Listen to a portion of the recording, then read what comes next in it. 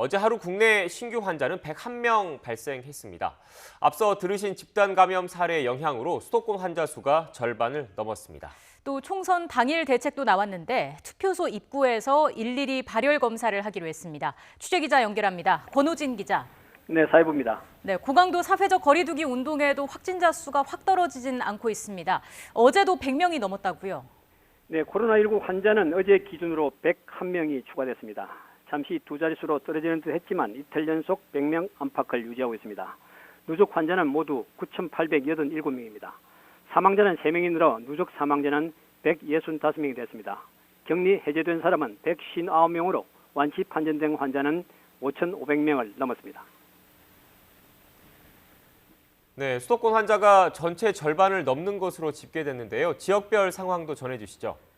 네, 수도권 가운데 경기도 지역 환자가 많이 늘었습니다. 23명으로 전날보다 10명이 더 확인이 됐는데요. 의정부 성모병원 집단 감염이 영향을 미쳤습니다. 서울은 그제와 같은 24명, 인천은 5명으로 수도권에서만 확진자가 50명을 넘었습니다. 서울은 만민중앙교회 집단 감염과 해외 입국 환자 수도 포함된 것으로 보입니다.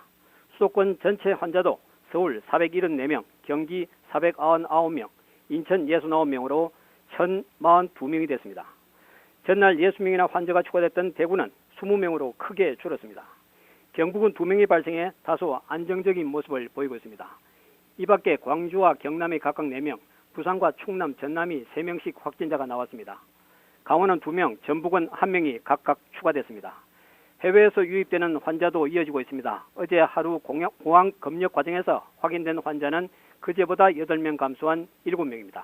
이로써 검역에서 확인된 해외 입국 환자 수도 모두 224명으로 늘었습니다. 네, 방역당국이 4.15 총선 투표 때 투표소에서 발열 검사를 하기로 했다고요? 네, 그렇습니다. 코로나19 감염 위험성을 낮추기 위해 총선 당일 투표소 입구에서 투표자들에 대해 발열 검사가 진행됩니다. 방역당국은 열이 있거나 증상이 확인되면 일반인과 동선을 분리해 별도 임시 기표소로 보내기로 했습니다.